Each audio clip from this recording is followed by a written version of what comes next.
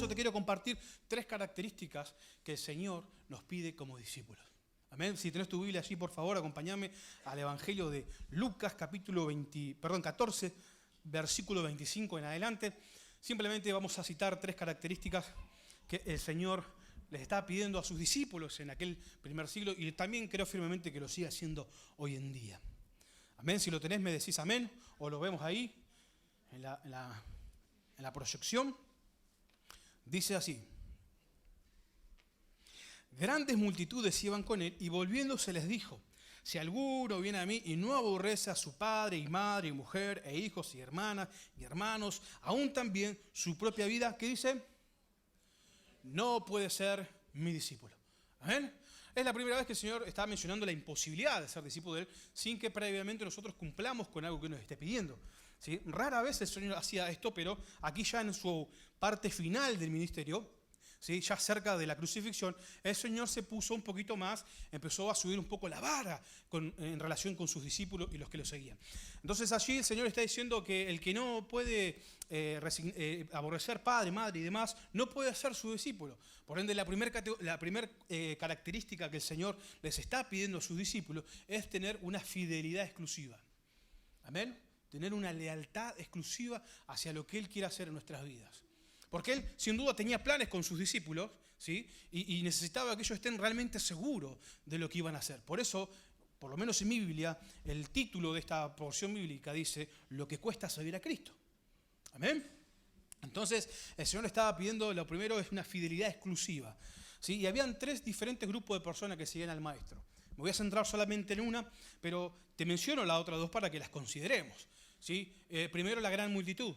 Claramente, cuando el Maestro se paraba a predicar, a dar sus sermones, mucha gente lo seguía. Había una gran multitud que lo seguía de cerca y estaba ahí esperando que Él hablara para escucharle. ¿Por qué? Porque el Señor era muy atrayente, pero más allá de eso también el Señor, ¿se acuerdan ustedes en el texto? El Señor oraba y los panes y los peces se multiplicaban y alimentaban a 5.000 personas, sin contar niños y mujeres. Amén. Entonces el Señor obraba milagros y entonces la gente, este nos llena la panza, sigámoslo. Después algunos tocaban al Maestro o se acercaban y el Señor los sanaba y claro, entonces eso provocaba que mucha gente quisiera ser sana y lo seguía. O simplemente algunos eran sanos interiormente de sus emociones, en su corazón, por las hermosas palabras que el Señor decía. Entonces grandes multitudes iban con Él. Pero ¿sabe qué? Esa multitud es voluble, cambiante, porque dice, hay otra narración del mismo texto, en otro evangelio, dice que cuando el Señor dice estas palabras, muchos empezaron a ir. Muchos empezaron a ir, porque era demasiado ya lo que estaba pidiendo este hombre. Entonces muchos empezaron a ir. Otro grupo de personas que seguía el Maestro eran los saduceos, los fariseos, los escribas, ¿sí? Los opresores, ¿sí?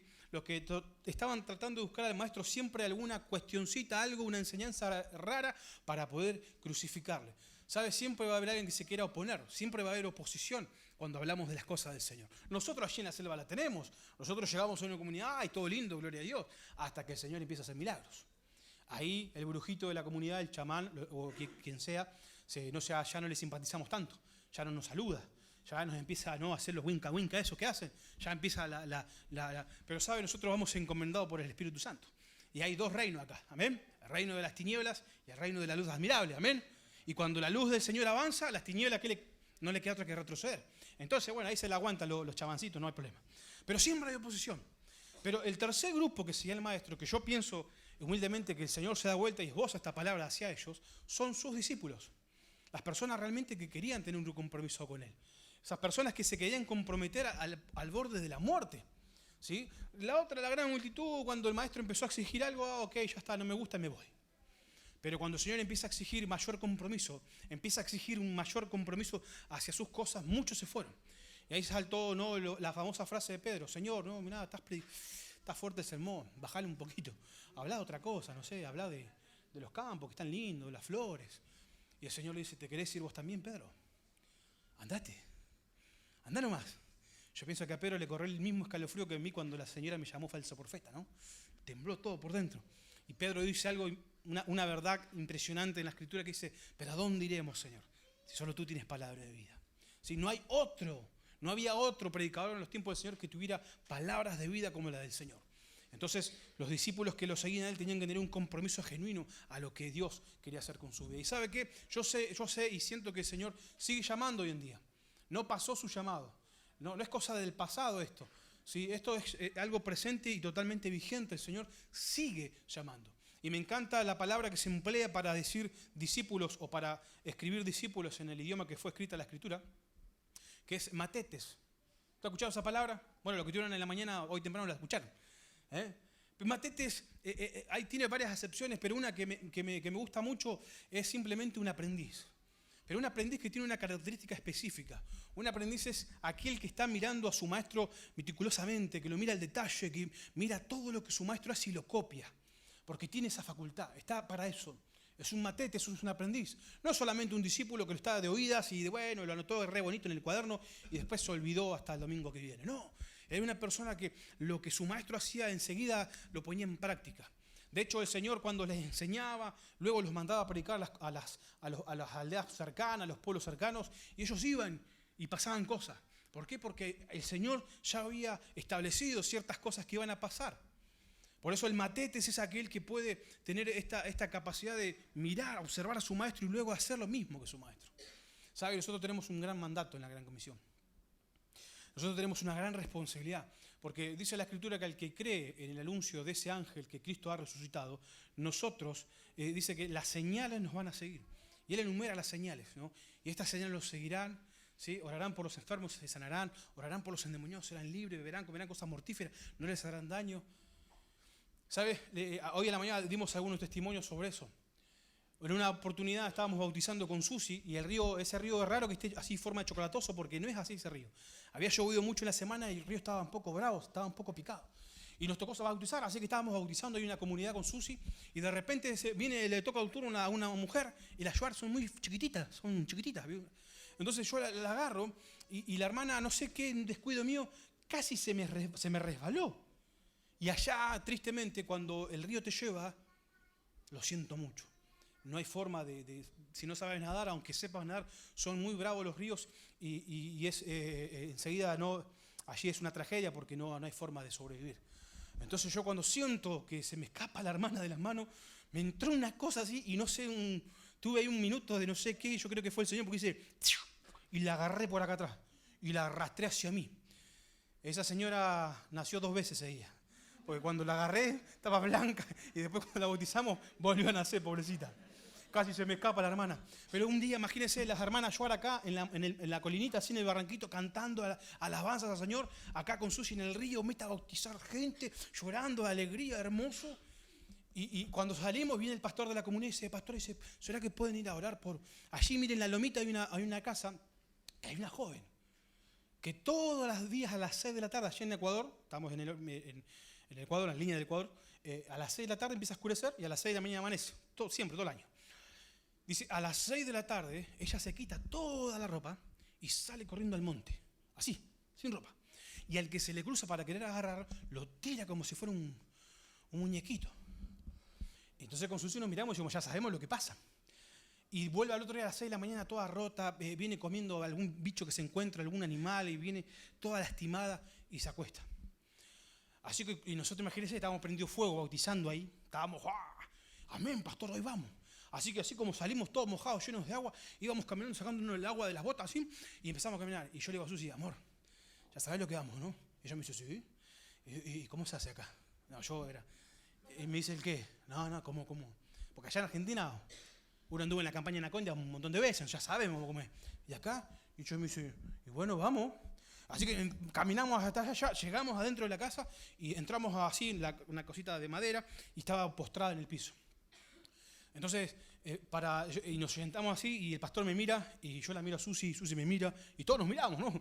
Como yo juntando fe, un poco de fe, ¿no? Y la chica ahí postrada.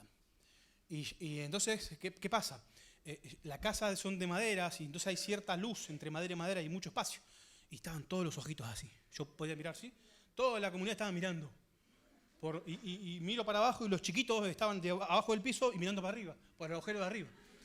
Entonces una presión tenía, yo decía, Señor. Y claro, uno estaba ahí, no sé qué. Entonces yo me acuerdo que digo, la Escritura dice, yo voy a hacer como dice en la Biblia, no sé cómo se hace acá, no sé cómo se hace allá, pero sé cómo está escrito. Entonces me acerco y le pongo la mano en la, hoy le conté a los que estamos en la mañana, le ponen la mano en la cabeza a un abuelito pelado, y ahora lo mismo con esta chica. Entonces le puse la mano en la cabeza y dije, en el nombre de Jesús, sé libre. Y empiezo a temblar. Uy, iban a ser las 6. Yo me acordé, las 6 yo dije, empecé a mirar, ¿qué hacemos? ¿Para dónde? No hay puerta acá, no hay puerta. Y dije, cualquier cosa me le tiro arriba, a mí no me va a mover tan fácil, digo, yo me la agarro así. No, la poca fe de uno, ¿no? Entonces, claro, empieza a temblar, no sé qué, y en un momento, ¡pah! El Señor la hizo libre. Y me mira, yo la miro, se mira a todos, y se pone a cantar en Shuar. Y yo dije, yo no sabía qué estaba haciendo. Yo por las dudas, me acuerdo con la sangre de Cristo, por las dudas empecé a clamar. Y le digo, pastor, ¿qué está haciendo? Me dice, está cantando un himno. Y todos empezaron a cantar ese himno en la casa. Y los que estaban afuera. Yo, ¿cómo se hace? El único que no sabía el himno yo. Después todos. ¿Y sabe qué pasó ese día a las 7 de la tarde? En vez de esa chica estar en el monte lunática, corriendo para todos lados, estaba sentada en la primera fila en la iglesia. Aceptando a Cristo con toda su familia. Aleluya. Amén. Matetes, no hicimos nada nuevo, no inventamos nada. Simplemente hicimos lo que Jesús ya hizo. ¿Y sabes qué? Jesús está queriendo que vos hagas lo mismo. Porque no se trata de tu capacidad, de tu forma, de tu carisma, del lugar que tengas. No, se trata de que tenés a Cristo y su Espíritu Santo en nosotros. Y podés hacer esto y mucho más. Dice el Señor, aún si creen en mí, aún obras mayores que esta pueden hacer. Amén. Así que lo primero que el Señor estaba pidiendo era un compromiso genuino. ¿Sí? Le estaba pidiendo un compromiso mayor con Él. Yo no sé a qué te está llamando el Señor, pero sé que te está llamando. Y necesitamos tener una fidelidad exclusiva. Amén. Número 2, versículo 27. Dice así. Y el que no lleva su cruz y viene en pos de Él, no puede ser mi discípulo. Primeramente el Señor estaba mencionando la familia, ¿no? El que no aborrece padre, madre, que aborrecer quiere decir resignar tiempo, o otra acepción, amar un poquito menos, no es ignorar, no es maltratar, no es olvidar, no tiene que ver con eso. Pero ahora estaba pidiéndole a cada uno de ellos algo que culturalmente para ellos era chocante, una cruz. El que no toma la cruz, el que no toma esa cuestión que para ellos era una tortura, y lo hacía personal y lo seguía, no podía ser su discípulo. Entonces ya era difícil que ellos pudieran dejar de resignar tiempo con la familia, porque ellos tenían una devoción muy grande a la familia, pero ahora el Señor le está dando otra dificultad que tiene que ver con la cultura, con lo cultural, porque todo el mundo en los días del Señor sabía que el que pasaba por las calles de Galilea, ya sabía que esa persona, si llevaba una cruz, era alguien condenado.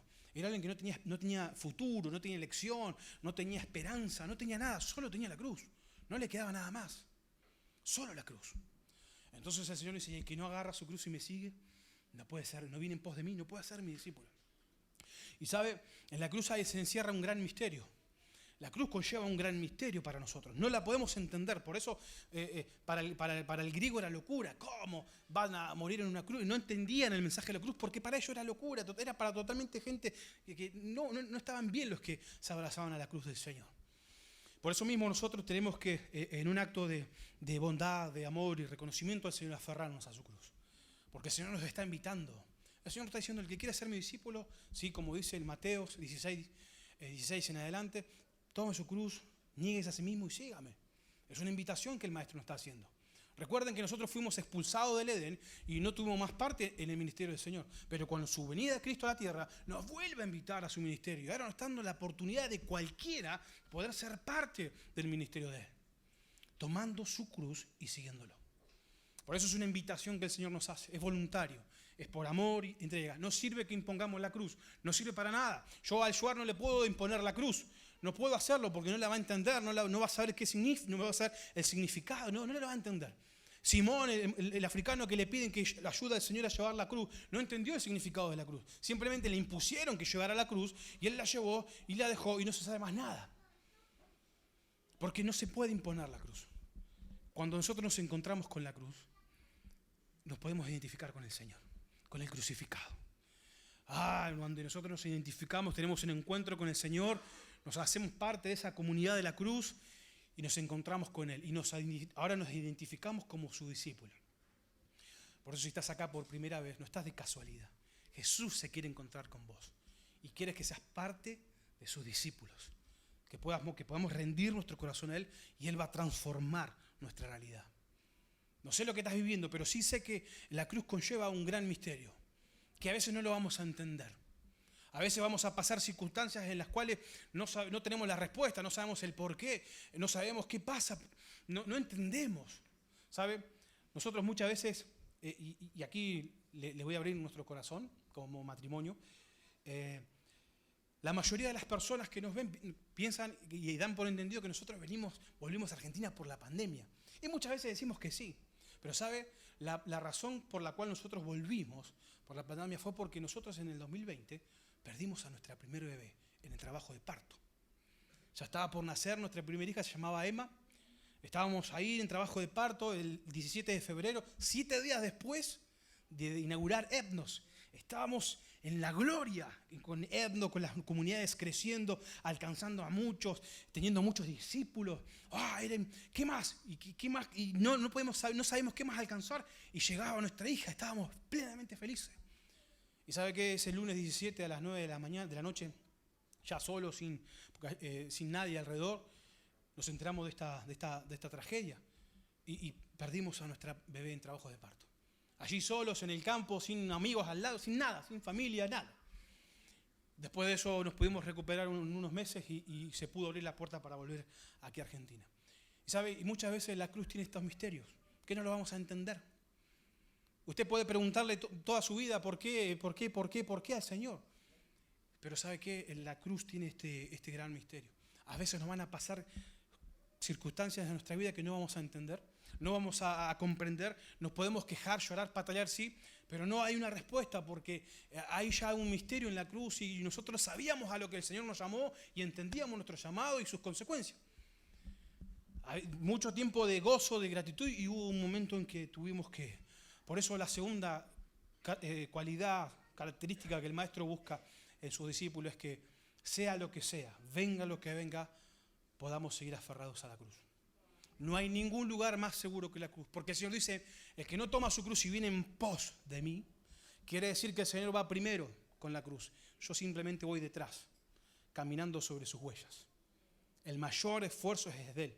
Por eso la Escritura dice que mi yugo es fácil y ligera es mi carga, porque Él va primero abriendo los caminos. Nosotros simplemente obedecemos y vamos detrás. Pero ¿sabe qué, mi hermano? Yo le tengo que decir a usted que una vez que usted se aferra a la cruz de Cristo, ya su voluntad queda renegada. Ya sus sueños, sus anhelos, sus proyectos ya no son los que rigen, son los sueños, proyectos y anhelos del Señor, que son mucho más abundantemente de lo que nosotros podemos imaginar. A veces nosotros queremos hacer ciertas cosas, pero el Señor tiene tantas cosas que nosotros jamás nos podemos imaginar. Así que, mi hermano, lo segundo que el Maestro pedía era esta capacidad de permanecer aferrado a su cruz. Venga lo que venga, mi hermano, no deje al Señor. ¿Sabe? Una vez estando ahí, cuando estudiaba en el Instituto Bíblico en Loma de Zamora, estaba en un sábado, generalmente lo que estábamos internados ahí los sábados dormíamos, ¿no? Un poco más de la cuenta, pero a mí me gustaba bajar al devocional del CIM, que van unos hermanos que estudian los sábados. Y voy y me levanto esa mañana así, ¿no? Me preparo y bajo al devocional y estaba cantando una amiga de Chile, Gaby Flores, no sé si la recordás. Una voz impresionante, y ella empieza a cantar una adoración hermosa, y ¿sabe qué? Yo estaba adorando al Señor, y de repente siento que algo me envuelve, y abro mis ojos y empiezo a tener una visión. En mi vida me había pasado algo así. Y veo una cruz a lo lejos así, muy hermosa, grande y luminosa, ¡wow! Y si escucho una voz aquí atrás, pero no me atreví a darme vuelta, pero yo sabía quién era. Y él me decía, Jairo, observa. Y yo miraba así, jóvenes, chicos, adolescentes, que iban corriendo hacia la cruz, entonces yo también iba corriendo hacia allá, y cuando voy corriendo, esa voz me vuelve a hablar, y me dice, detenete y volvé a mirar. Entonces yo paro de correr, y miro, y decía, wow, Señor, los jóvenes quieren abrazar tu cruz. Y por tercera vez, no, detenete y observá bien. Así que en ese momento yo me acuerdo estando así, empiezo a observar la cruz. Y me pude dar cuenta que eran muchos más los jóvenes y adolescentes que soltaban la cruz que los que íbamos corriendo hacia ella. Entonces me empiezo a desesperar, empiezo a gritar, empiezo a zamarrear a los que tengo al lado mío, los que están volviendo, como diciéndole, ¿qué están haciendo? ¿Qué hacen? ¿Por qué sueltan la cruz? Y todos, su mirada era una mirada de desconcierto, una mirada de que, bueno, no sé, está allí, pero no sé qué es eso. Está ahí, grande, brillante, pero no sé lo que es. Y el Señor me decía que había una generación, que se venía una generación que no conoce su cruz. Que no entiende el significado de la cruz. Que no lo entiende. Por eso nuestra responsabilidad a la hora de discipular es transmitir este mensaje. No podemos sacar a la cruz de nuestras enseñanzas, de nuestras palabras, de nuestros sermones, de nuestras canciones, de nuestras charlas. No podemos sacar a la cruz. Yo sé que es un mensaje que incomoda, que desafía, porque claramente la palabra nos confronta, nos desafía a tomar una decisión frente a la necesidad y a actuar. Y muchas veces queremos estar cómodos solamente. Señor, venme aquí, envíalo a Él. Está allá, usalo. ¿Verdad? Yo oro por Él. Pero a veces yo veía eso y lloraba y podía entender la necesidad de poder transmitir ese mensaje. Así que mi hermano, necesitamos aferrarnos a la cruz. Sea lo que sea que estés viviendo. Si estás en tiempo de angustia, de dolor, ¿sí? Si por más que vos estás pasando por algo donde no ves al Señor, no lo escuchás, no lo sentís, confía. El salmista dijo, aunque ande en valle de sombra de muerte, no temeré mal alguno, porque tú estarás conmigo. Aunque no lo veas, no lo escuches, no lo entiendas, el Señor está. Amén. Tercero, y con esto termino. Versículo 33 dice, y así pues que cualquiera de vosotros que no renuncia a todo lo que posee, no puede ser mi discípulo. El Señor estaba afilado. El Señor estaba no solamente hablando a nivel familiar, personal, cultural, sino que ahora está hablando netamente de posesiones materiales, el que no renuncia a todo. ¿Sabe? Y no le estoy diciendo que usted vaya y renuncie a su trabajo, venda su auto, no, porque eso fue, en mi opinión, ¿no? y en el contexto que compartió el hermano hoy, la palabra de la ofrenda, tiene que ver con una cuestión que hicieron en el primer siglo las personas, ¿no? Vendieron todo, pusieron a los pies de los apóstoles, esperando que Cristo volviera, y de repente el Señor se empezó a tardar, se comieron lo de Juanito, lo de Pepita, y después Pablo andaba juntando ofrenda para los santos de Jerusalén que estaban pasando hambre, porque habían vendido todo y ya no tenían nada, ¿verdad? No le estoy diciendo eso, que usted vaya y venda todo, sino le estoy diciendo que todo lo que usted tiene los ponga en las manos del Señor. Todo lo que usted es y alcance, póngalo en las manos del Señor. Señor, está para bendecirte. Esto me lo diste vos, pero está para bendecirte. ¿Sabe? Ahí la historia del joven rico está muy, muy interesante, porque el chico viene y le dice, maestro bueno, he cumplido toda tu palabra, he guardado tu mandamiento desde mi juventud. Decime qué más tengo que hacer para recibir la vida eterna. Y me gusta mucho esa historia, porque no solamente porque dice que Jesús lo miró y lo amó por haber guardado la palabra del Señor, sino porque nos muestra cómo el Señor nos examina y cómo Él sabe todo. Entonces el Señor, conociendo a este muchacho, le dice algo muy puntual.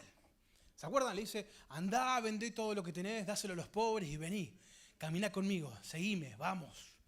Y es interesante porque el muchacho, yo pienso que estaba así, ¿no? Como, me va a decir algo positivo porque ya guardé su palabra, todo, tengo un 10 en todo, probé todo. Y está esperando, ¿no? Que el Señor le diga, no, ¿sabe qué? Ya está, campeón, vení, ya estás. ¿No? Algo así yo pienso que esperaba.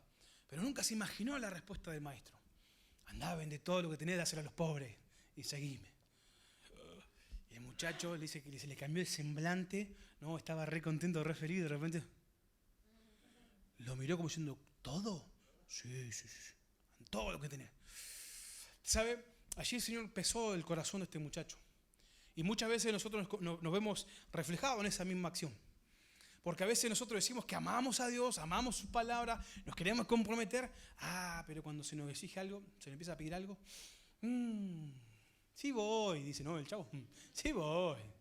¿Por qué? Porque este muchacho había guardado la palabra del Señor, había cumplido sus mandatos, pero ahora el Señor le está diciendo, está mirando a ver qué pesa más en tu corazón. ¿Tus deseos, tus anhelos, tus posesiones? ¿O mi palabra, mi ley, mis mandatos? Entonces muchas veces lo que tenemos, lo mucho o poco que tengamos, puede ser un obstáculo que nos está bloqueando el seguir avanzando en las cosas del reino. No, vuelvo y repito, no estoy pidiéndote que renuncies a lo que tenés, sino que consideres que todo lo que tenés es del Señor. Y si Él un día te lo pide, tu corazón tiene que tener gratitud en poder darlo. ¿Me explico? Entonces, este joven tenía en su corazón, lo único que estaba primero no era Dios.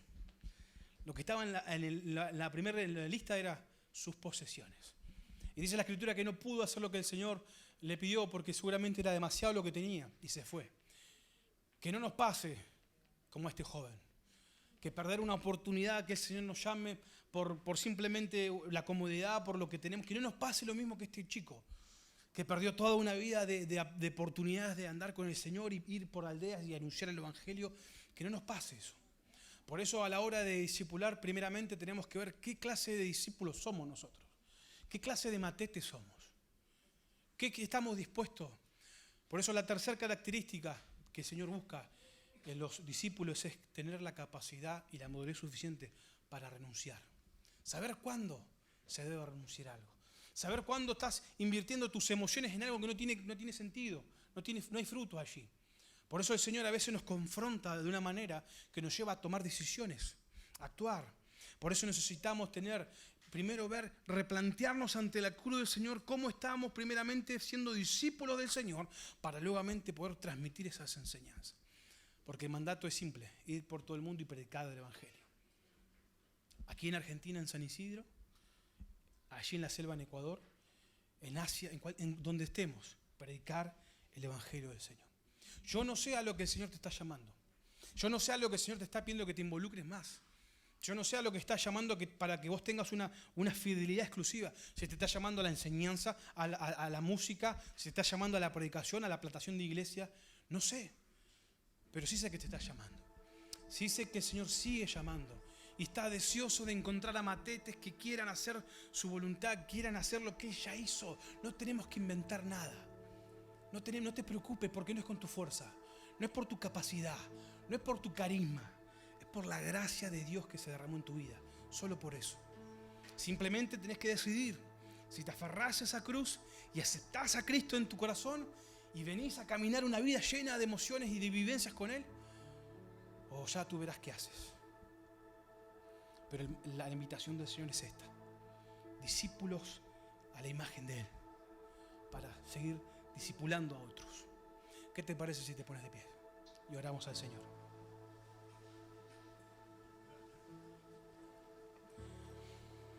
Si estás por primera vez, y te invito a que consideres a nuestro Señor, que le permitas que entre en tu corazón, que Él va a transformar tu vida, Él va a transformar tu realidad, Él va a cambiar, como dice la Escritura, nuestro lamento, nuestro trago amargo, en alegría, en júbilo hacia Él. Y también si estás siendo desafiado por Dios a tomar una responsabilidad mayor, a involucrarte más en algún ministerio que Él te está llamando, que vos sabés bien que te está llamando. No necesitas que alguien venga a confirmártelo porque ya la Escritura lo está diciendo. Amén.